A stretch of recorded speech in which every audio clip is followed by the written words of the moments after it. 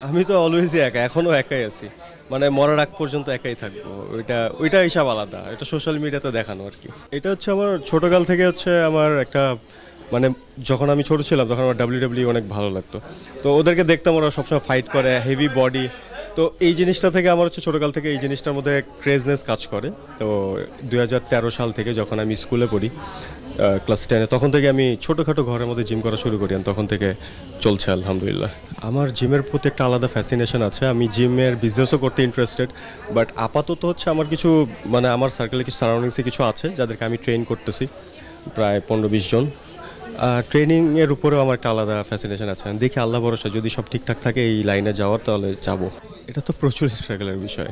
যেমন আমি 3 মাসে প্রায় 20 কেজির উপরে গেইন করছি।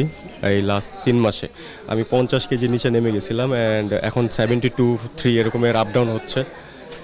আর আমার এই বছর ইনশাল্লাহ সব ঠিক থাকলে আমি কম্পিটিশনে যাওয়ার ইচ্ছা আছে। সেই টার্গেট নিয়ে আর কি আগাচ্ছি।